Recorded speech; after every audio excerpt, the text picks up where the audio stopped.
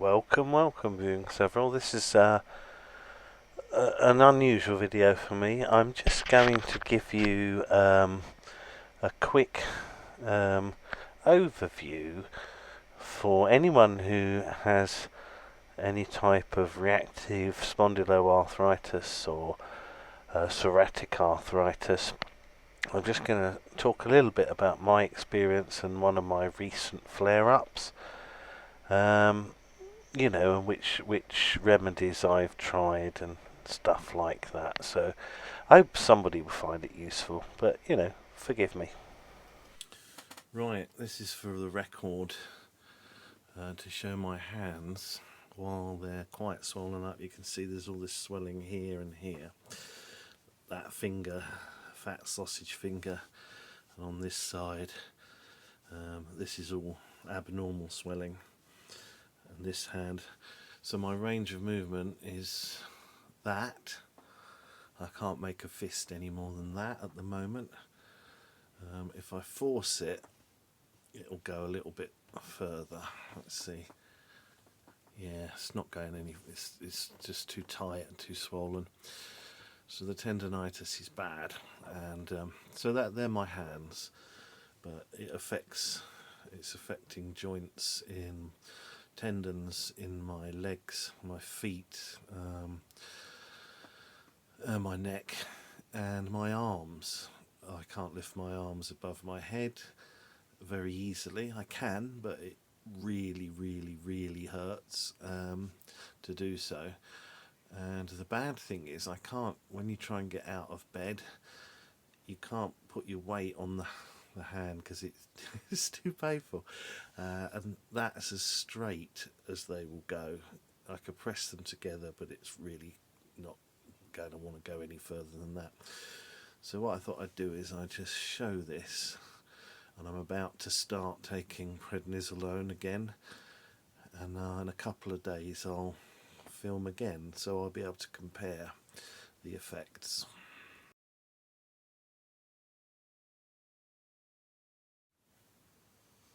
Well. This is a follow-up video. My hands are a lot less swollen now. I don't know if you can see that, but I can make fists, and I can do this. So this is 1 week, nearly, a week of corticosteroids, prednisolone. But it's not worked as well as it normally does, and this is only a short course, so I don't know what's going to happen when I start ramping this down in a week or two, and if this is going to return. Now, just as a background, I've had this for a few years.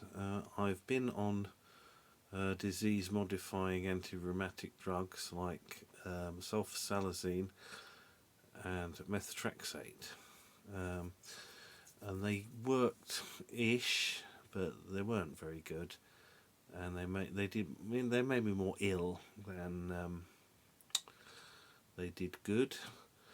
And then I came off them, and I've had like 2 years of no problems, and then recently I've had this massive flare-up, which has been really debilitating and painful. So I've always been a fan of short-term courses of corticosteroids, but I have to say this time they haven't really worked that well as they've done in the past. So I don't know what's going to happen when these run out. I am going to try and see if I can get on biologics, but that might be a bit of a struggle on the NHS. I can't afford them privately. We'll see what happens. But you can see my hands, if you compare them to the last video. Yeah, they are a lot better, but whether that will stay, I don't really know. It's very difficult to say. So I've been working on, I've been doing physiotherapy using squeezy ball you know, little tennis ball type things, and those rings that you squeeze, try and build the strength back up again. But you can see that bit there is nowhere near as puffed up as it was on the before video. But yeah, I've just made this just as a thing. If anyone else has got this type of arthritis and they're interested in, you know, what treatments there are and how well they work. So they work differently for different people. I think some people do better on methotrexate. I think sulfasalazine is fairly useless. I don't know, maybe that's just my experience, but it's not, it almost did nothing, and it's like swallowing £4 coins a day for absolutely no gain. So in my case, but there we go. So look, my hands are a lot better. I've been able to play my guitar today for the first time in about 2 months, so that's good. But this course of steroids will be finishing in a week or so, so I don't know what happened after that, but there we go. Anyway, that's just a little thing in case anyone's interested. I know it's a kind of a fairly niche thing, but there are people out there who have got this. And the other thing I will say is that you get a lot of muscular pain, and I think I've met a lot of people who have been diagnosed with fibromyalgia or some other thing, and then they don't get any treatment, they're just left. At least in my case, I was diagnosed as a type of arthritis, and there are treatments. If it's untreated, it can go away, it can come back, but at the same time, I do wonder whether there are misdiagnosed cases of this. But yeah, it gives you fatigue, it's painful all the time, it's in the mornings you have a lot of pain and it takes a while to get moving, but by the end of the day generally you're back to normal. But when it flares up really bad, you saw my hand in the last clip, my hands were very, very puffed up, and I couldn't even grip a knife and fork. So it's variable, and my advice though is, if there's any advice from this, is to keep a diary of what you're eating, what you're drinking, and every day mark down the inflammation levels and the pain levels.